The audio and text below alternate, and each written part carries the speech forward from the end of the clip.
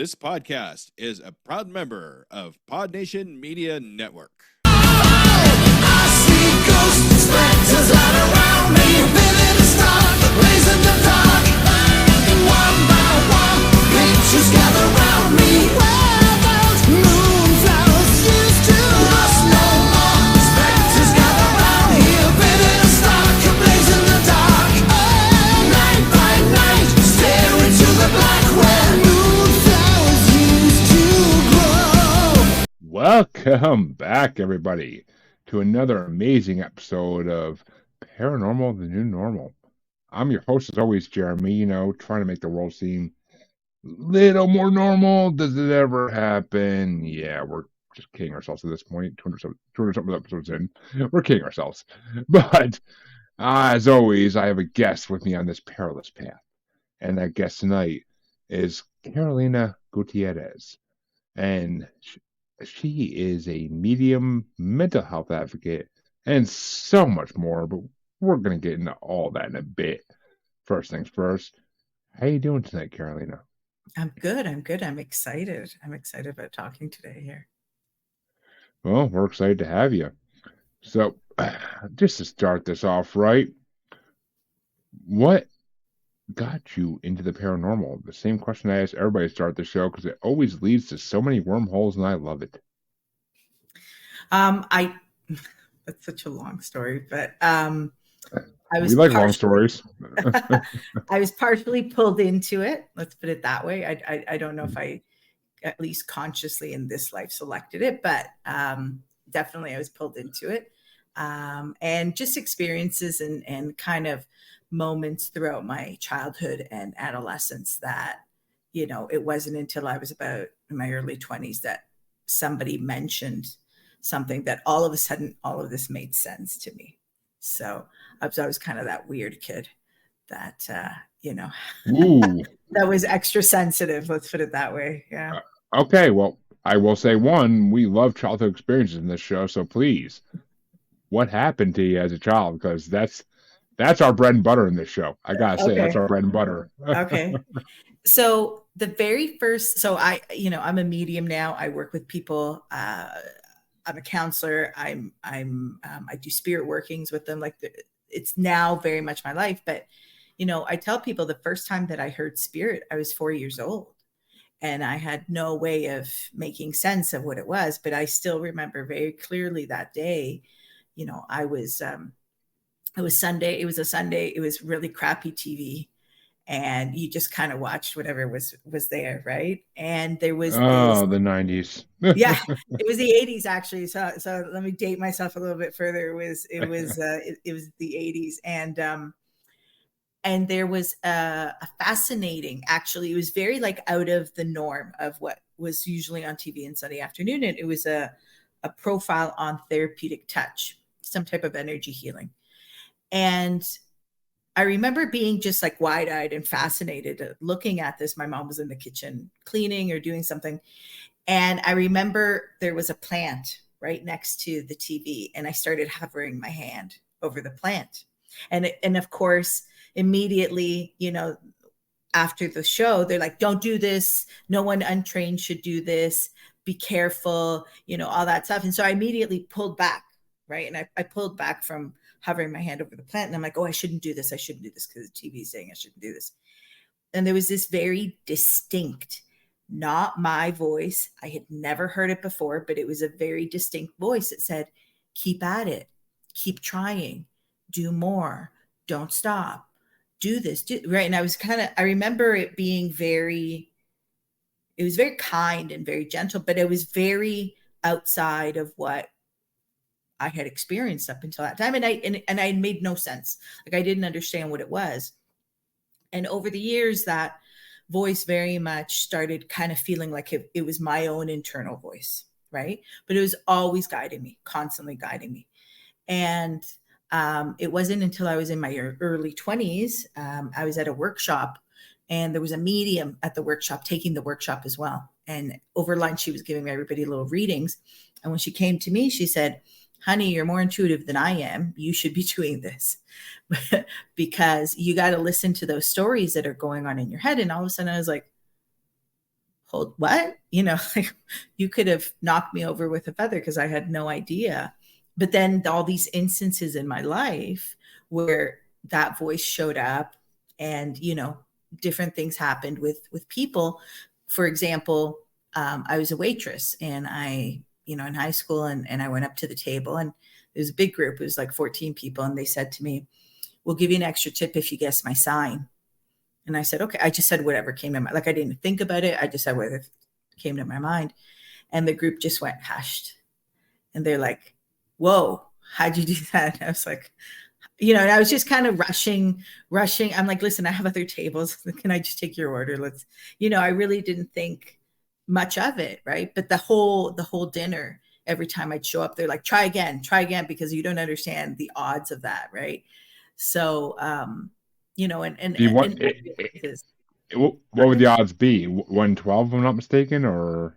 I have no idea. And of course, you know, they're like, try it again. And I didn't get it again because I'm now thinking that my tip's going to, you know, like I had an agenda and my tip was just going to get higher and higher. So it didn't work out. But yeah, it was just these premonitions, these events, these, you know, picking people out of a crowd, things like that had happened throughout my life that everyone would be very surprised at.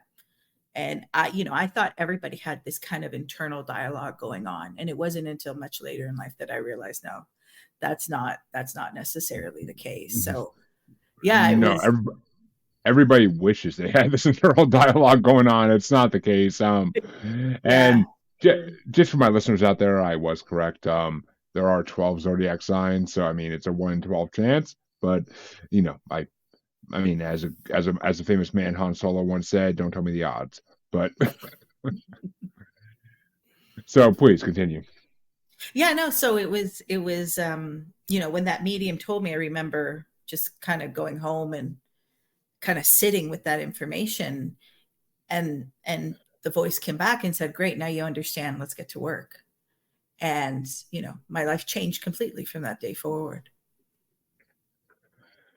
Well, I mean, it sounds like an exciting life. And I mean, it seems like I mean, for those of us without known abilities, I mean, because everybody has abilities, as I've been told. Everybody has abilities. They gotta awaken. They gotta awaken them, but everybody has abilities. So, I mean, for those of us who haven't awakened our abilities yet, it is an exciting life because, I mean, to be able to reach out to another side of this plane, to me, is phenomenal. I would love to actually awaken my abilities, which, you know, I've been told I'm an empath, but I don't quite know how to work those yet. I've been told me and my spirit guide don't know how to quite contact him yet. So everything's kind of in pending status at the moment. We can talk after, or if you want, we can talk about it right now, Jeremy, and I give you some tips on how to get that going. I'm sure my audience would love that. So please, I mean, please give me some tips. Just a heads up. Meditation does not work for me 100% yet. It doesn't work for me either. So that's not part of my tips. Okay. I am more intrigued now than ever. So please give me tips. So, you know, I offer 2 levels of intuition development because I firmly believe that we all have a GPS. We just got to know how to listen to it. We got to understand the language that GPS is speaking to us in, guiding us and giving us those nuggets of direction going to why we're here and what our purpose is. And so one of the things that I tell people is what works for me is not going to work for you. So you know right off the bat, meditation doesn't work for you, right? So do not force yourself into these set kind of patterns or recommendations that people make just because somebody's made it. Okay, so it's really recognizing what is your unique makeup energetically, spiritually, when it comes to your purpose, when it comes to, you know, the people that surround you, right? The other thing is starting to understand what your intuitive language is, because everybody's intuitive language is different.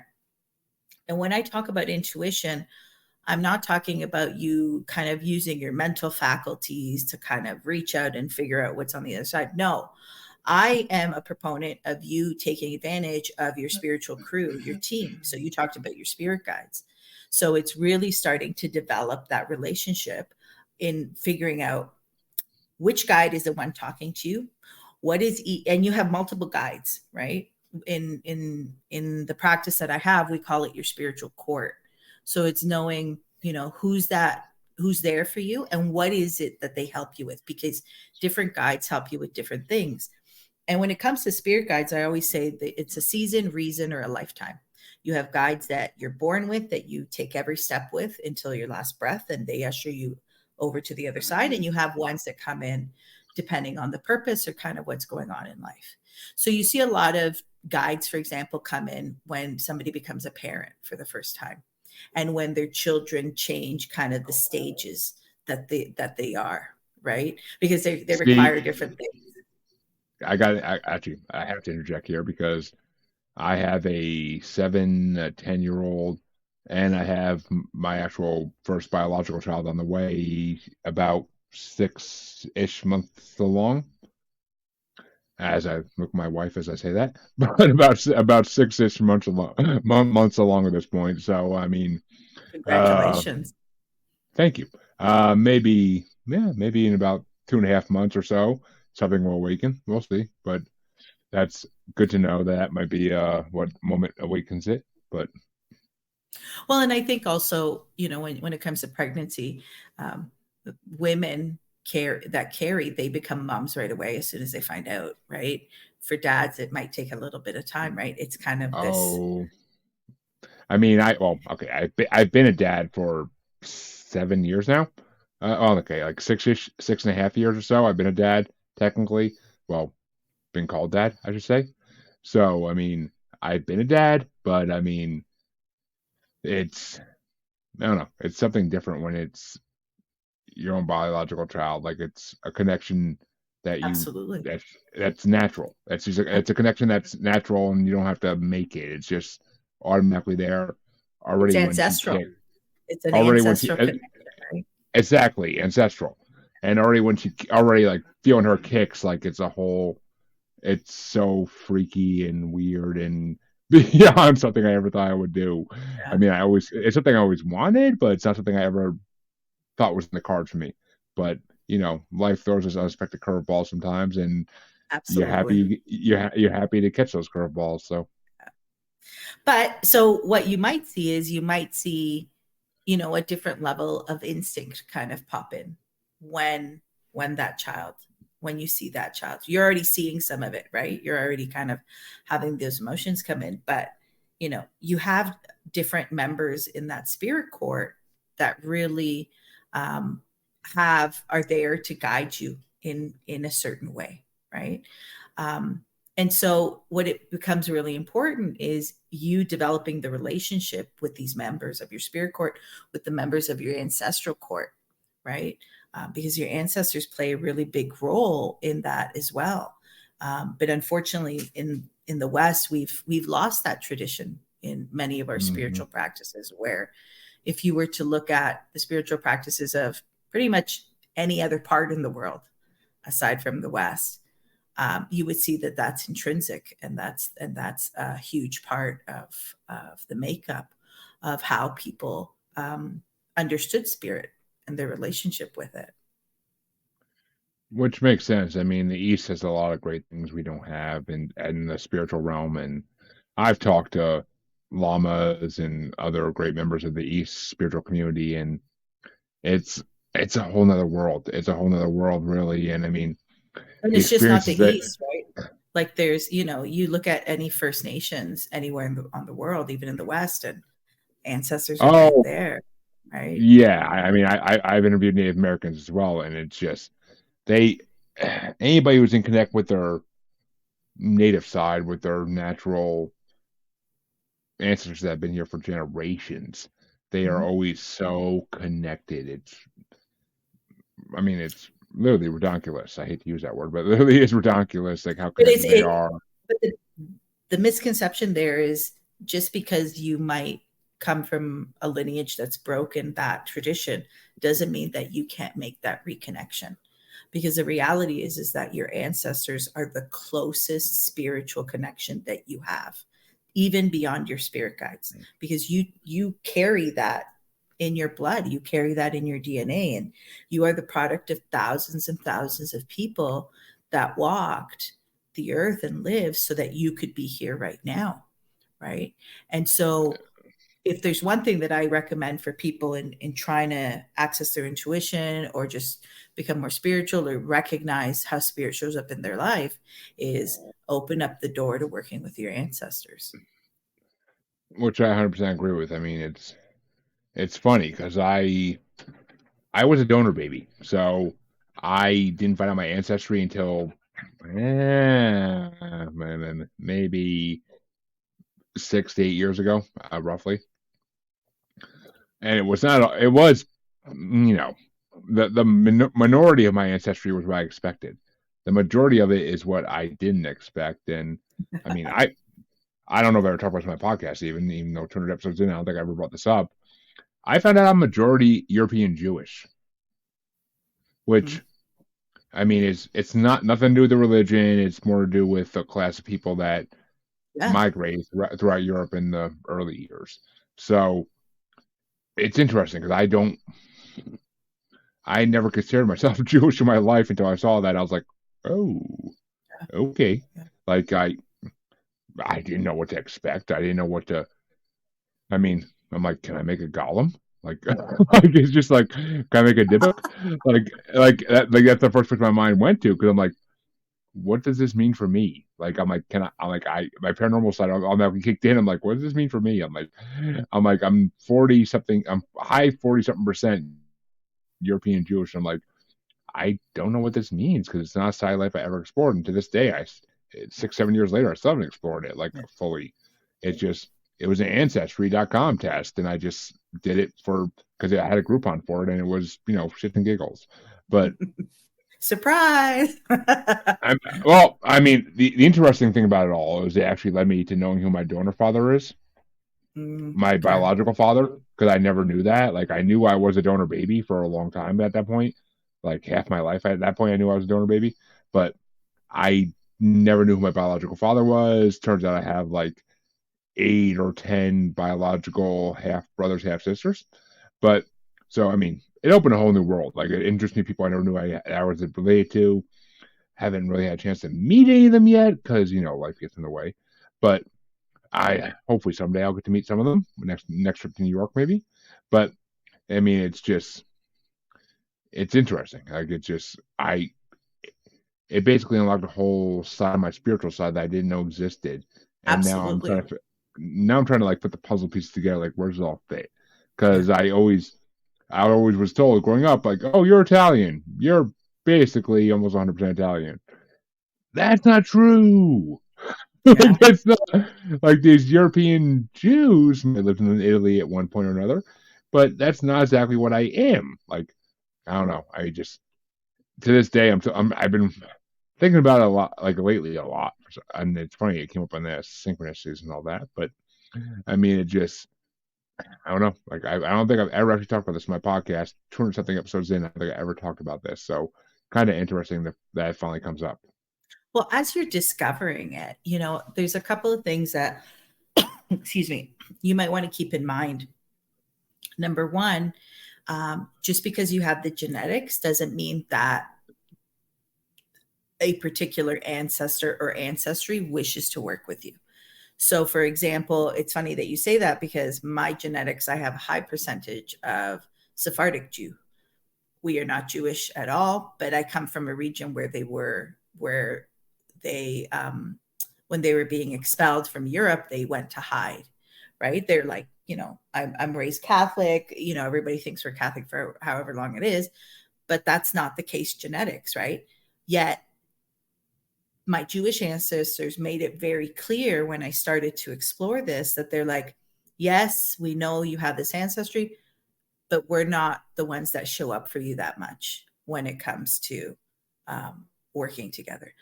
On the other side, the remaining 40% of my other ancestry, the First Nations and African ancestry from the transatlantic slave trade, they show up for me a lot. They are leading my work when I'm working with spirit. So it's important that you explore it with an open mind, but you listen to the signs that you get back when you're making that connection. See, that's the funniest thing of it all. I literally had a psychic medium, something along those lines, on the show probably a month ago at this point. And she told me, she's like, your spirit guide's name is Anthony. I'm like, oh, that falls right in line with the Italian heritage I thought I had all my life. Like, it falls right in line. Like, I couldn't have predicted this shit. Like, I really couldn't have. Like, it's all like, if I could pick a spirit guide, like, I mean, maybe I would have picked Italian. Who knows? But you don't get to pick these things. So she's like, your spirit guide's name is Anthony. It's Anthony. Yeah. I'm like, okay. So it's, you want to kind of wrangle Anthony in, right, to help you start to bridge that relationship with those ancestors. I have been trying here and there, like if I'm alone in the car or if I'm just sitting somewhere alone, I'll be like, Anthony, brother, reach out, talk to me. I get nothing, but I know it's not the way it works. So I'll give you a tip. So if you think, or if you feel that you're an empath, you might not hear spirit like a voice like I do, at least not initially, right? So one of the recommendations that I would make is ask Anthony in those moments in the car. The car's a great time to do it because you have to be focused here. You're not on your phone. You're not, listening to a podcast in the background. Ask Anthony to send you a physical yes and a physical no, one at a time. So ask first, please send me a physical yes, and just make your body really still and just very aware, even the slightest thing. If something itches, if you get a twitch, if there's kind of like a little jumping feeling, whatever that is, okay? And then ask him to send it again, but louder, and then see what shows up. And you'll start to be able to get a yes and a no, right? And then you can start to build on that, because that's really you need a basic yes or no. You need to know if you're talking to them. We can go into like deeper things. You want to know that when it's him versus anything else, because when you start to open these gifts, you might welcome other things that you don't want in. And so you got to be careful, right? And I very much preach, spiritual hygiene and spiritual protection when doing this work. But that's a very basic way that you can get started with it, because you can't just say, yo, tell me what I need to know. It doesn't work that way. I mean, with my luck personally, if I start asking for like confirmations, it's gonna be like, "Hey, Anthony, can you give me a yes here? Can you show me that there's something working?" With my luck, I'm gonna get into a freaking car accident. But I mean, yeah, that's gonna be my yes, and I'm gonna be like, "Hey, yo, what?" But I mean, it's just I had from the Italian side there a little bit, but I mean, it's I'll have to try that. I'll have to try asking for a positive like yes and seeing what happens, and I don't know.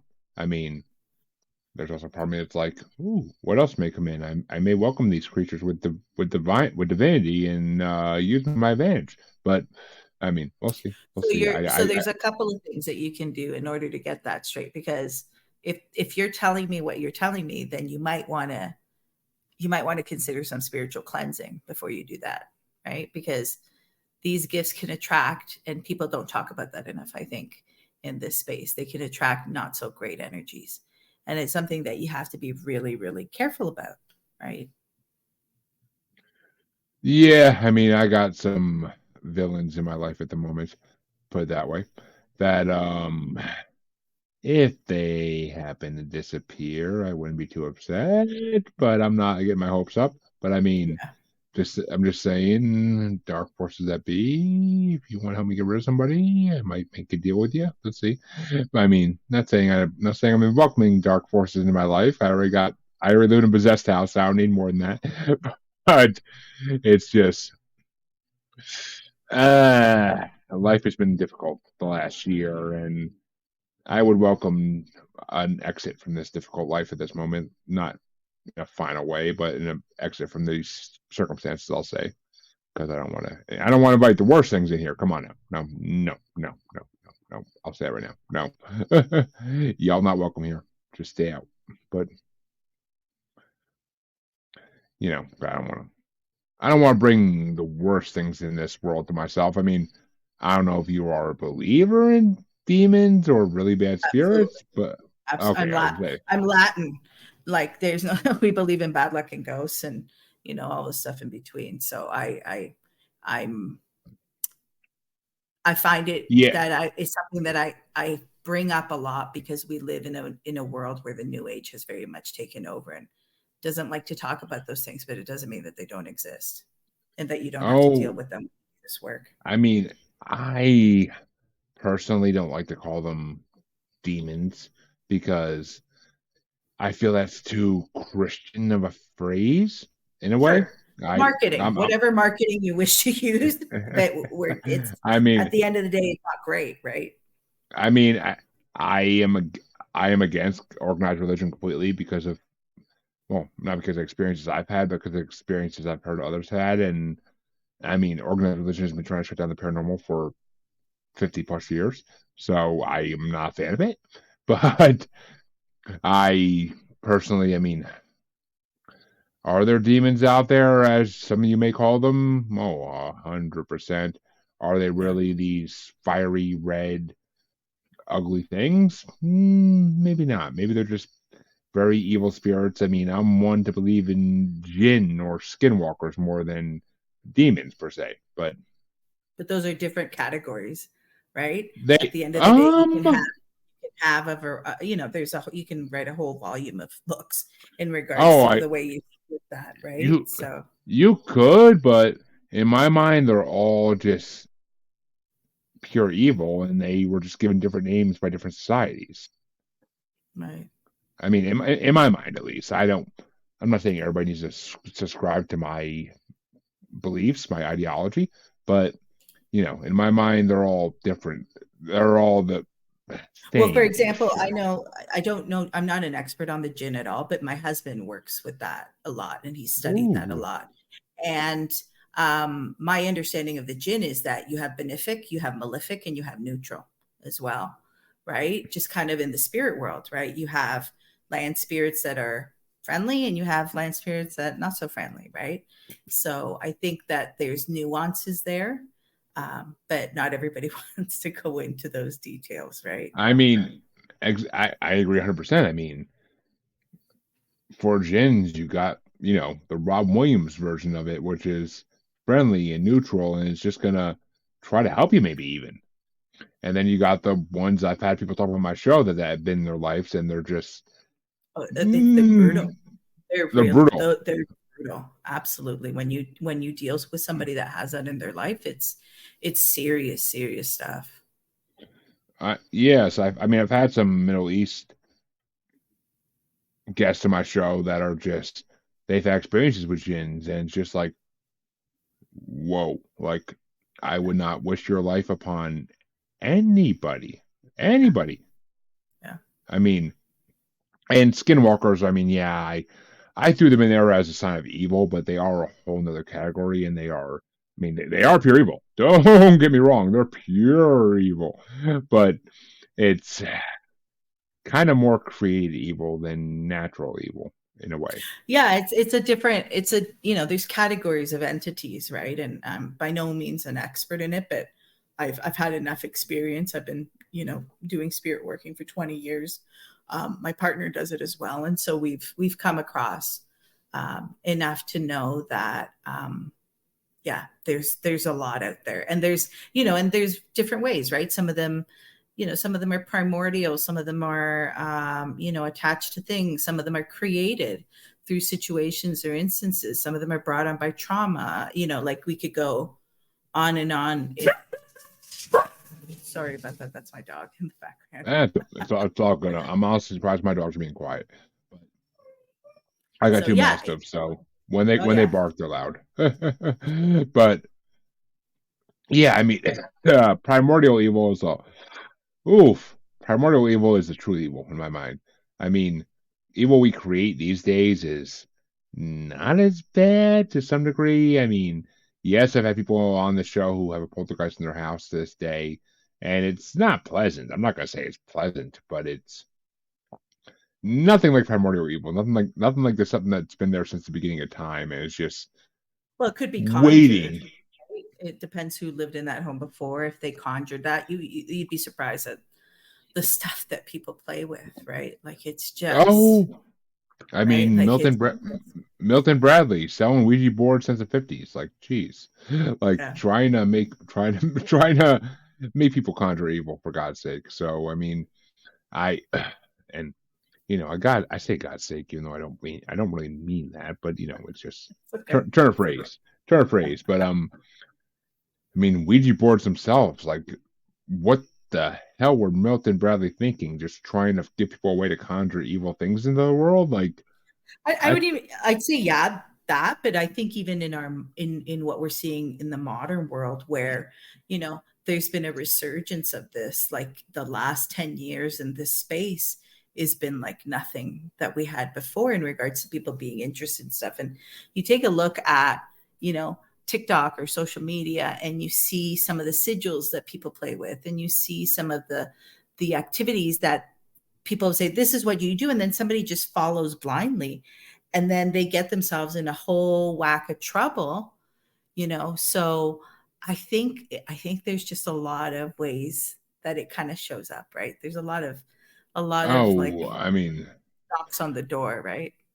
I think, yeah, I mean, I think that these days a lot of it is more pop culture based with all the, Conjuring movies and all these other movies out there, all these TV shows about it. I mean, don't get me wrong, I love all these things. I do horror movie brackets on this show. We just did the top 50 serial killer movie brackets on this show. So, I mean, I love horror movies as much as the next person, which is a new thing for me because I never loved them until a couple years ago. But I actually despised them for most of my life until a couple years ago. But I think pop culture and popular media has a lot to do with it these days. And, you know, the last 10 years, the world's been difficult the last 10 years. I mean, Yeah.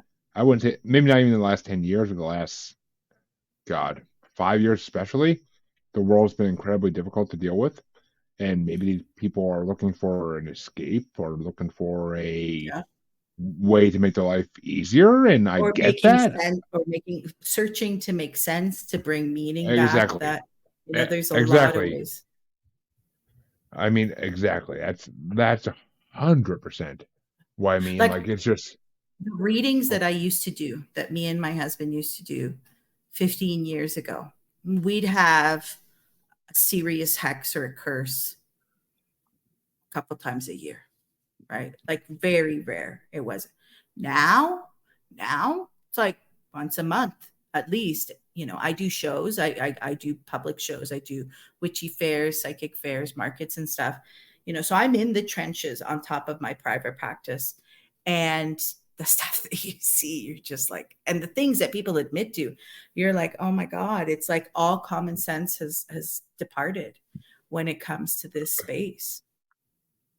well, and see, I don't even like to give them the benefit of this, but I feel like the loss of organized religion does have something to do with this to some Absolutely. It degree. created a void, right? And everybody's like, what, I need some meaning in my life, but there's nothing there like it used to be, right? I mean, I also blame organized religion for this because they scare people away. They, in this day and age, they didn't stay relevant.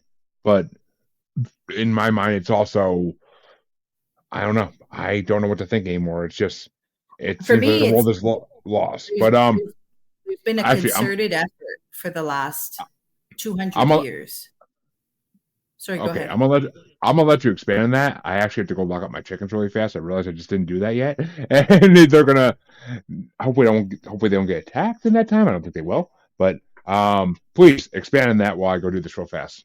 Yeah. So, I there's been a genuine and concerted effort over the last 200 years to really, you know, take some of these genuine and solid and tried and true techniques in spirit working that, we've either been removed from it, they are being lost, they're being corrupted in that we get some of the some of the teaching, but not all of it, or certain things are like twisted.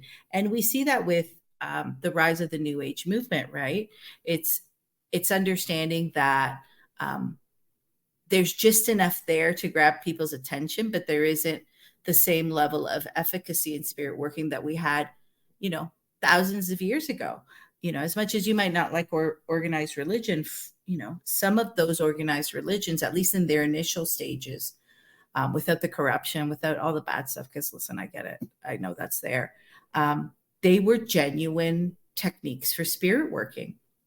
The Catholic Church alone, right? They used to have different types of exorcism. Now, if you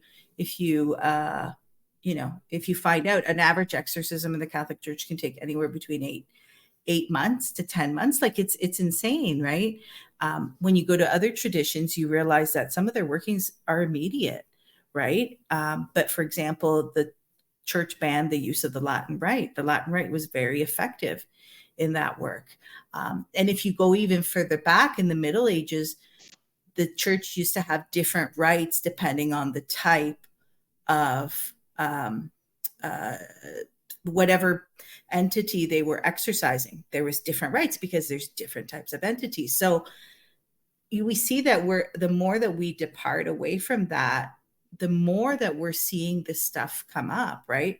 I've studied with shamans, and when they come to North America, they're like, oh my God, it's incredible the amount of attachments that a lot of people in the West have compared to other places, because we just refuse to admit that this is real, or we refuse to kind of acknowledge that there might be other answers out there.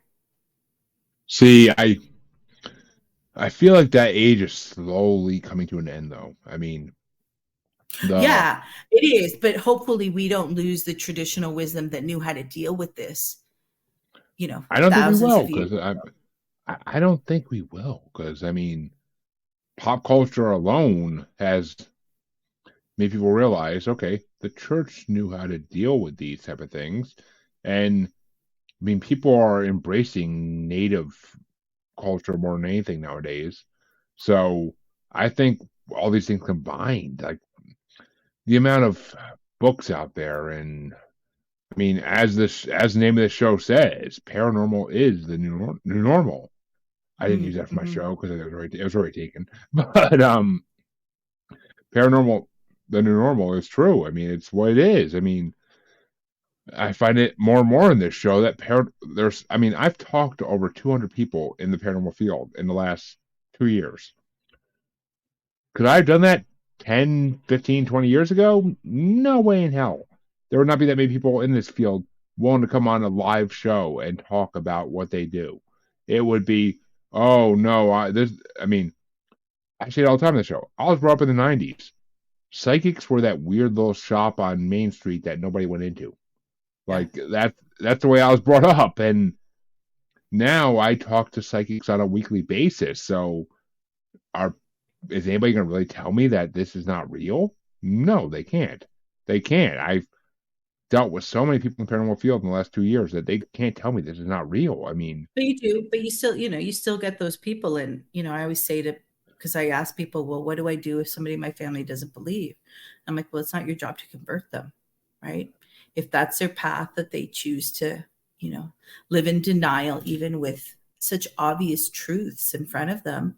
I mean, it's not your job. It may not be their path, but I mean, it's their duty to some degree, in my mind, to, maybe make them see that this is more than just a passing phase. This is the new normal. I mean, I hate to keep using that phrase, but it is, and right, but evangelizing or preaching, that's not the way, right? Like, it might be that you live in your truth and you're walking your talk, and you're like, listen, if you don't believe, that's fine, but I do, right? But the idea that we're going to go out and convert people from non-believers to believers, I just don't think that's that's how people function. I mean, we're not going to convert them. No way in hell. No. Will we maybe make them look at the facts and see that this world is changing on a daily basis? Maybe. maybe that's enough to open their eyes and make them see, okay, these people are not going anywhere. Like, there are more psychics and mediums on Instagram and Facebook than there ever was when. I mean, I don't know when the hell Instagram. I don't know when Instagram started. I really don't. But I just got into it a couple years ago for the podcast. But I think it's right around like 2010, 2011. maybe. I mean, but Facebook started in 2007, 2006, whatever. I didn't get into 2007, but still, there was nothing about the paranormal on Facebook when I first joined. There was not these psychics, these mediums, these clairvoyants, whatever. Not to the same effect, but yeah, I hear you. I mean, people I went to church with are now psychics. That right there says it all. Who I went to church with growing up, who are my same age, are now doing tarot card readings on the weekly, are doing psychic readings when requested. Like, it's phenomenal how much this space has changed in the last 20 years. It's phenomenal. And I don't know. I mean, I feel like in the next 10, I mean, I keep hearing 2027 is going to be a big year. I mean, it's usually related to extraterrestrials, but I keep hearing 2027 is a big year. So maybe something's going to happen in that year that everybody will finally snap out of it and be like, ooh, I need to look into this. Like, maybe I don't hold my breath for nothing, but still, like, it's a possibility, and that's the amazing part. Because Definitely. I mean, I've been to the paranormal for 20 years, because longer than that even, because of Bigfoot and Loch Ness and those type of things.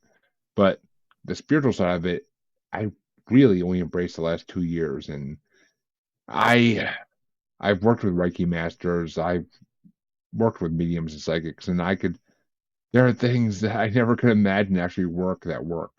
And I mean, that's the point of the show. It's just that things I experience hopefully make other people say, like, all right, maybe I need to give this some more of my attention. Maybe I need to recognize this is something real. This isn't just people playing D&D and stuff like that. Like, maybe this is something real that I need to pay attention to for a minute. So, I mean, that's my hope. But let's get it back to you.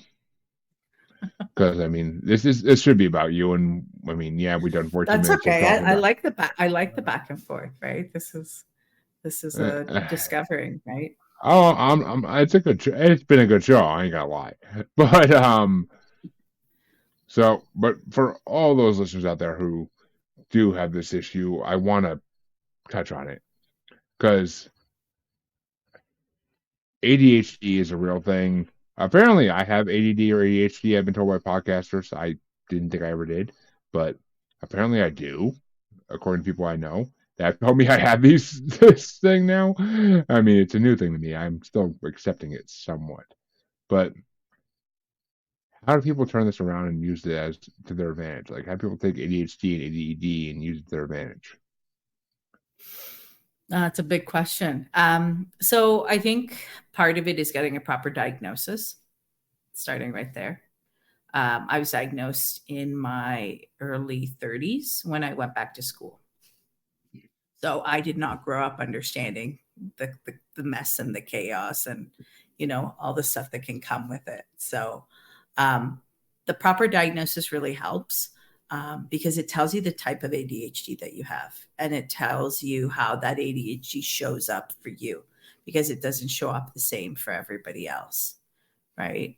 So, and I also think, I think that there is definitely, I'm not an expert here, but I've thought, there is definitely a combination of spirituality and spiritual gifts with being neurodivergent. Right. I don't think it's a coincidence that everybody's kind of popping up with these issues, and it's in line with, as we're seeing this spirituality and this search for greater meaning grow. I also think that, that neurodivergence gives you a heightened sense of intuition, right? because neurologically there's a shift there. There's a difference with the general population. But yeah, I would definitely say getting a proper diagnosis would be really, really important, because it definitely shows up differently, just as it shows up differently for women or people, women versus men. So, for example, you wouldn't get the diagnosis as a woman in the 90s, right? It's very, very rare. Where for men, it was definitely, or for boys, we should say, right? And a lot of people come to the diagnosis when their children get it, right? Especially women.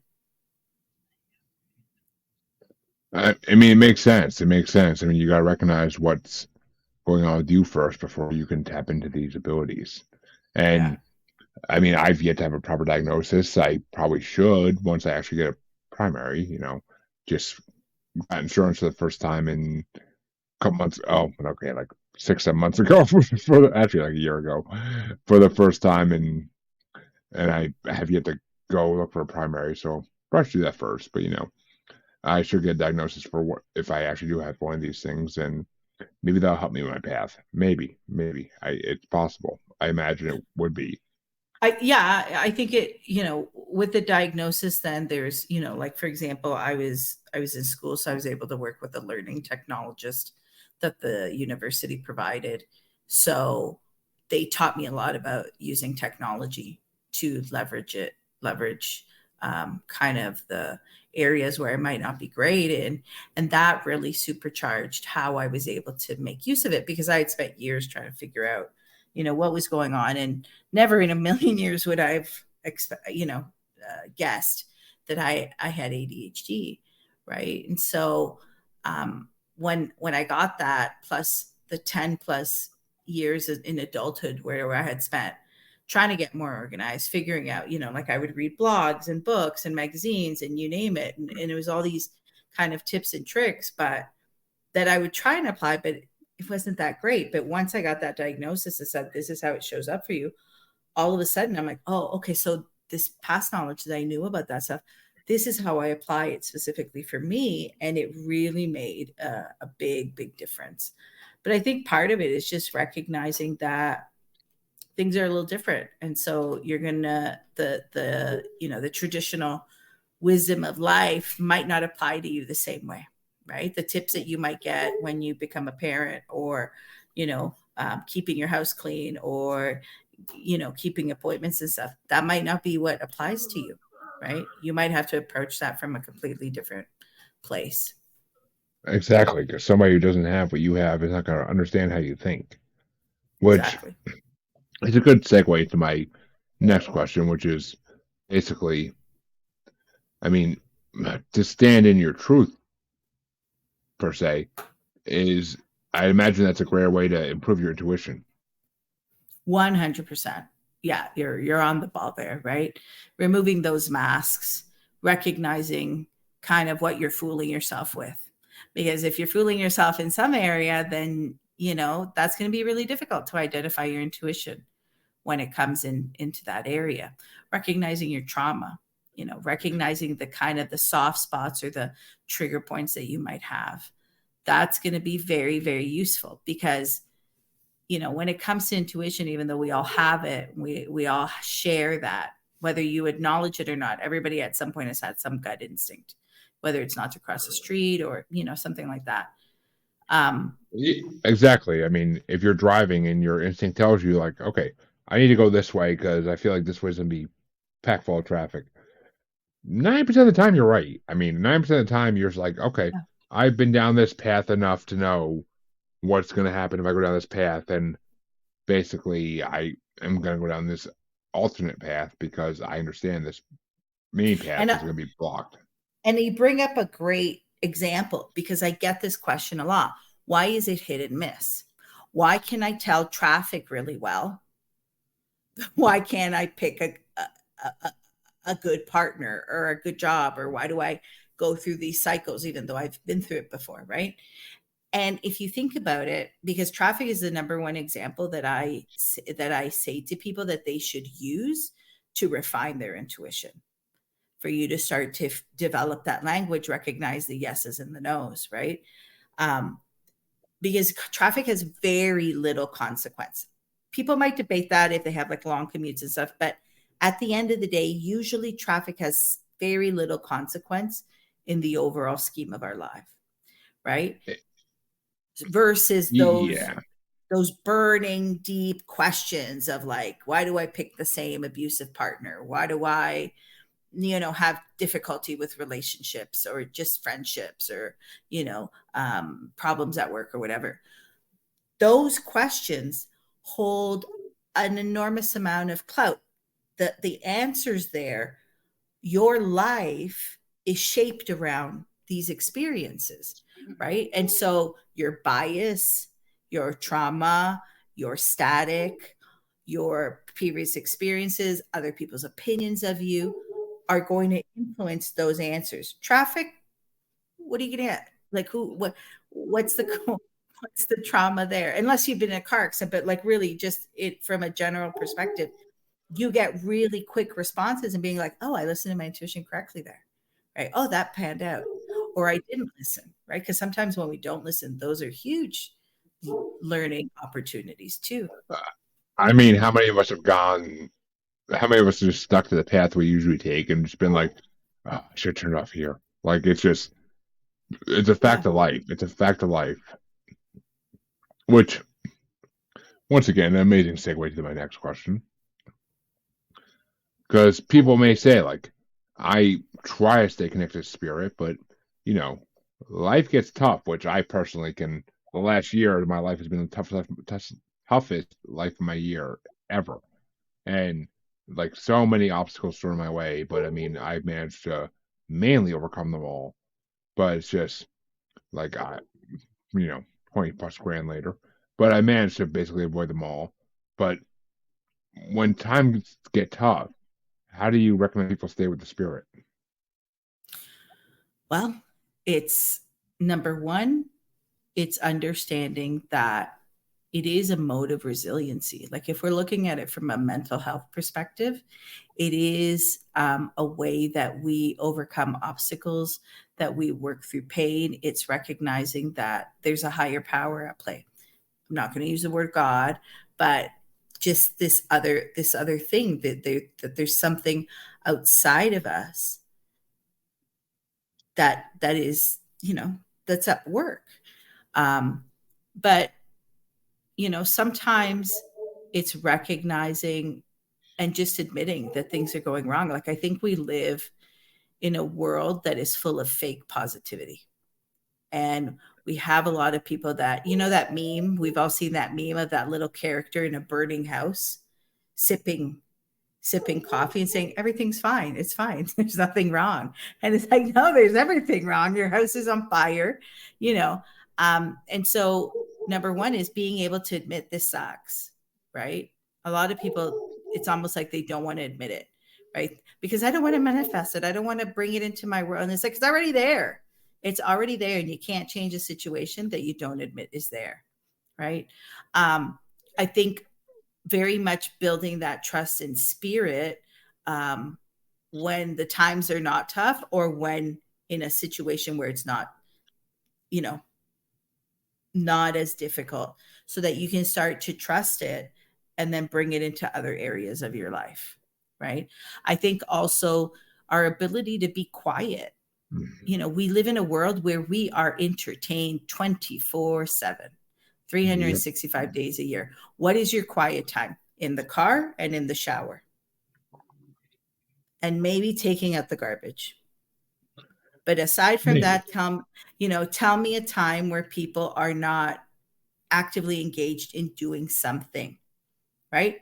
We're on our phones, we're on our computers, we're playing video games, people are talking to us. So creating an opportunity for you to have a little bit of quiet time to be able to sit with your thoughts is going to be really important, because when is spirit going to speak to you? Right? Aside from your dreams, maybe your dreams. And not everybody has that gift or ability when it comes to their dreams, right? Thank you. I mean, I personally don't dream. I haven't for the last 20 years or so. Like I may have the occasional one, but I usually don't dream. Like it's just It's been an affliction of mine for a long time, and you're So right. I mean, I I can rarely make a have quiet couple of time. product recommendations for you because that's usually a blocked up pituitary gland. That's usually kind of like a calcified pituitary gland that once you start to move that, we all dream. Now maybe we're not into prophetic dreams. I don't think everybody has that ability, but I think as a spiritual being, we're meant to dream, right? Do we all I remember them? No, right? But there are things mm, to fix that. I'm dying to hear these because I would love to actually start being able to like. I mean, even if I do dream, I barely remember it. So I'd love to be able to like actually know how to fix this problem. I'm not going to recommend. I don't know if you I don't, like they don't sponsor me or anything, so I don't know if you want me to talk about the product here on your show, or I can send you a Oh, link of what it is go separately. go ahead, jump on the show. This show is Okay. not quite popular enough where people are going to come to me and attack me for talking about them on the show. Okay, so there is a product. So I've never been somebody that really controls my dreams. My husband, on the other hand, is a prolific dreamer, right? So when my husband has a dream, I listen because there's something coming up, type of thing. But over the years, I had slowly started to really lose it. I wasn't remembering them, you know. It was something that was very rare. Somebody recommended this detox product for something else that was going on in my life. And I was really worried because I'm not one to, especially if it's like an MLM thing, like that's just not my jam. I don't really like that route. But this person spoke so highly and they're like, really try it. We were going through fertility treatment at the time, me and my husband. And I said, okay, well, what do I have to lose? Because when you're on that path, you get desperate really quickly. Hmm. And you're like, I'm willing to try whatever I it is that's recommended.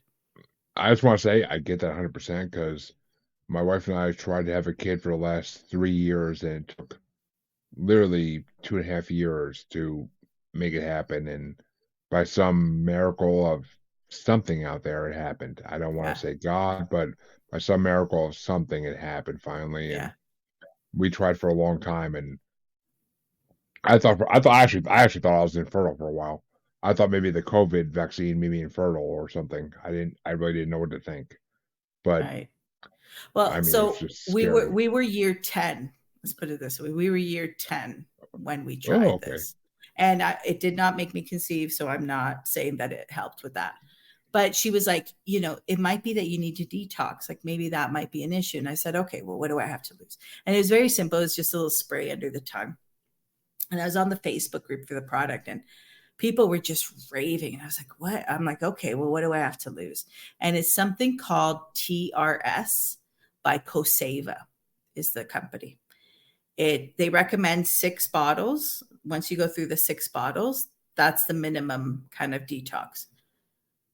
And what I noticed was that everybody on the group that would start the product, the first effect within the first couple of weeks, usually within 2 weeks, but on average about a month, would all talk about the amazing dreaming that they had started having since since taking the product after years and years of not having it. And I was like, okay, maybe, that really wasn't on my mind when I took it. But let me tell you, like within 2 weeks, I was like, oh my God, this is noticeable. Very, very noticeable. And part of what it does is the first detox, supposedly by the company, is that it targets your pineal gland. And that's the area that is responsible for our dreaming. So I can send you the link. Interesting. I'll send you the link, Jeremy, when after the show. But again, I don't Please get do. anything from it. But there was a whole bunch of other things that came with it. Like it's very like I still use it. I go on and off it, but like I found it's been very, very interesting working with that. Interesting. I mean, I don't know. When I was a child, I used to have these premonition like dreams where, I mean, never was Mm-hmm. anything important. It was always like stupid conversations people be having around me. But like, I would actually dream these conversations weeks to months before they happened. And then, like, when they happened, I'd be like, wait a minute, this is familiar. I'm like, wait a minute, Yeah. I dreamed about this. Never made an impact in my life. whatsoever premonitions, but I mean, I actually used to have them. I mean, it was just images of things that would happen eventually. I don't. I to this day I don't know what to think of it. Like I'll have premonitions of conversation. I used to have premonitions of conversations, and that's So all I it have was to though. ask you, because I know you said you don't like to use the word God. What do you think that is? What do you think you're tapping into when that happens? If it's not a higher power, I mean, the universe in general. I think this. I think this world has a spiritual plane that you tap into when you dream and when you meditate. I mean, I can't, but other people who can, I think they're tapping into the universe. I mean, this universe is full of spiritual energy, and I think we are tapping into it. I mean, whether it's whether we're tapping into other planes where the future already happened and we're seeing things that already happened, or whether we're tapping into some kind of extraterrestrial, ultra-terrestrial, like mainframe. I mean, not to bring up the simulation theory, but I mean, I don't know. I really don't know, and so that's what who drives me runs? nuts. I listen. The simulation theory is like I don't. It's not something that I run away from. But who runs that simulation? What's Um, what's what's the my order belief. that's being played there? I mean, my belief personally is either the Greys or reptilians, but that's my personal belief. But I, I mean, I think the extraterrestrials are running that simulation. I mean, I think South Park kind of called it. We're a reality show. Earth is a reality show. South Park called it decades ago. We But are a reality what if show. they are part of that or that greater plan as well, right? I mean, if I don't think it stops at that. I don't think it stops at the Greys or the reptilians. I mean, I kind of do. I feel like, I So mean, you think they run the show? That's where it ends. When we I die, we're mean, recycled back in and I into the well, monkey I mean, dance. my personal theory on reincarnation is that we basically go to when we die, we basically go to a DMV in the sky or in space, however you want to phrase it, and we're basically waiting for our ticket to be pulled again. Like that's kind of my theory on reincarnation. I mean, I think if you reach every goal that they set for you, that you get set free, and you can either go So it's to a very Gnostic view of this kind of like oh, I I am 100% agnostic. no, That's why I've been Gnostic, claiming. not agnostic, Oh, Gnostic, Gnosticism. okay. I may sound stupid here, but I don't know exactly what that means. No, no, no, no one sounds stupid. No, no, no. So Gnosticism is I'm going to probably get this wrong and somebody's going to say a message, but whatever. Like the general purpose is it's been around for a very long time, like around the time of Jesus type of thing, and it's the belief that that Earth is run by this like evil deity, and part of they talk about it in I think it was the Gospel of Thomas, the like gospel that was suddenly found, and where it was Jesus that went to who was it? The guy that Judas, and he's like, "Get me out of the simulation.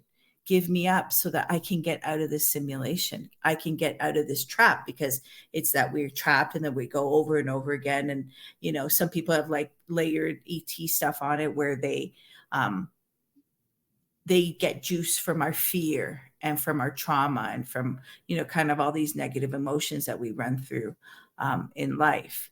But at the end, it's that there's some evil deity that has trapped us here and that we need to break free from that See, circle. I can't say I believe that fully. I don't think it's an evil deity. I think it's just the way the world works. I mean, I think it's just I think it's the nature of the plane we live in that we are. I mean, I've talked to enough past life regressionists where I fully believe that we can come back as a human, an animal, a extraterrestrial on another planet. Like we basically most of the time we have choices of who we come back as, or even if we don't have choices, we are guided to where we are best fitted. And I mean, I like my DMV in the sky type of analogy because it makes sense in a way. Like I think we're meant to live multiple lives until we actually, because I mean, past lives are real. I talk to enough people that I know they're real. And I've talked to people who said like they've done past life regressions on people who what they're describing is an alien planet, not Earth. So Oh yeah, I yeah, for sure. I'm And I it's mean also I feel the like levels within Earth itself, right? Like the dimensions within Earth. So, I mean whether yeah, whether it's the an alien fairy planet realm or or what for the Fey realm. Yeah. That'd be the even dream. just But going back to the Djinn that you were talking about, right? When you look I at think the stories I behind that, they're God's first creation, right? I think they actually live in the Fey realm. I mean, I think the Djinns are from the Fey realm. Yeah, and you get a lot of that, like a lot of some people will say that fairies are Jinn, right? It's that they're one and the same, right? It just I think there's just so much out there, so much information, and we're all Well, doing our best to understand that. I don't know if they're one the same or they're just from the same realm and they're different species altogether. I honestly wouldn't. I have not had enough people tell me about fays or fairies to really make that Oh, I decision. read fairies so often in readings that Mm. I do for people. To me, there's no doubt Oh, that oh, they're I around. mean, there's no doubt. There's no doubt to me that fae exist. There's no doubt to me that fairies exist, and gnomes and trolls and all this other mythology that exists inside the fae realm. There's no doubt to me that all these things exist. I just think we don't know really what to call them or what they are. But I don't know. I just feel like we're meant to come back at some point in reincarnation, whether it's planned or whether it's our choice. I don't know, and I'm not going to pretend to know these things. But I believe we come back at some point unless we actually reach our spirit goals, to put it lightly. I mean, I think we have goals as a spirit that we're meant to reach, and if we don't reach them in the life we're in, guess what? You're going to repeat that class, and you're going to repeat that year. Like, it's just what it is. I mean, another 8,500 years on the freaking world. Oh, well. Like, I mean, to me, that's what it is. I don't know. I mean, literally, that should be the catchphrase of the show is, I don't Yeah, that's know. the and everybody who claims to know, run. They don't. I mean, if they claim to know for a freaking second, yeah, you're right. Run. It's Like if they a have tr- this solid like conviction, like this is it. It's like, yeah, no, it's just not run. so. Gonna ask one more question. Then, I mean, it's been an hour, 10 minutes almost, so I gotta end this soon. But as I'm tired as hell and I need sleep. But what is your advice to anybody who wants to leave an intuition led life? Like, what is your advice to anybody who wants to leave that life? You need to give room in your life. You need to make space in your life for that. You can't expect that to happen without you making some space in your life. And whether that's 5 minutes in the morning or 10 minutes before going to bed or, taking your lunch in the car at work and giving that room for that to be present, I think that is the number one thing, right? How are you going to lead with spirit if you can't let spirit in? Makes sense, and I agree with that. I mean, maybe that is my biggest problem is I can't make space to let spirit in. Maybe that is my biggest issue. I personally don't know, but that right there is good advice, folks, and please take it to heart. That's all I ask. Mm-hmm. But I want to thank Carolina for coming on. Carolina, sorry. I want to thank Carolina for coming on. It's been an amazing hour and 10 minutes about. And I mean, honestly, I could talk to her for probably 3 hours and not get tired of it. But unfortunately, I do have a life and I do have kids. And, I have to get up at some point in the morning earlier than I'd like to this week. But I do have to get up at some point in the morning. So please tell the people where they can find you, where they can find everything you do if they want to look you up. Sure. Everything you can find at curandera.ca, CURAND as in David, ERA.ca. I have clients both here locally in the Greater Toronto area and in Canada, but I also have a ton of international clients. I do lots of stuff over Zoom. I am a licensed counselor here as well. So, yeah, there's, and I offer a free 10-minute consultation. So if anybody, I'm not fit for everyone. I'm not meant to work with everyone. So I want everyone to have the opportunity to see if it's something that might resonate with them or not. Exactly, folks. As previous guests have said, you may not connect with this certain person, but then I want to connect with somebody out there. But I mean, give Carolina a chance and see if you connect with her. I mean, it doesn't cost you nothing, so give it 10 minutes of your time. And you all know where you can find me. If you don't by now, just fucking shame. But check the outro. It's all there. It's all there as always, so that you know where you can find me if you want to see everything else I do. Check out past episodes of the show, what have you. But I want to thank you all for tuning in, for checking us out tonight. And I have another episode planned tomorrow, and then next week we'll see what happens. Monday's episode didn't exactly plan out. The guest couldn't show up. I forget what happened, but it didn't plan out. But come back tomorrow and come back next week. I thank you, and I want to thank Carolina for an Thanks for having me, amazing Jeremy. episode. Oh, my freaking pleasure. And see you tomorrow, guys. Have a good night. I know I'm about to pass out, so have a good night. You can find me on Facebook as Jeremy Bryant, or you can find me as Uncensored, Unapologetic, and Untamed UQ Podcast Collective Facebook group. You can find me on Twitter and the Instagram as @JugglerBastard, or should I say X now. And you can find me on TikTok as @JugglerBastard Podcast. You can also find me on YouTube as Paranormal the New Normal. And you can also find me streaming on YouTube as Blind Knowledge Network, because all knowledge is blind until they admit Bigfoot exists.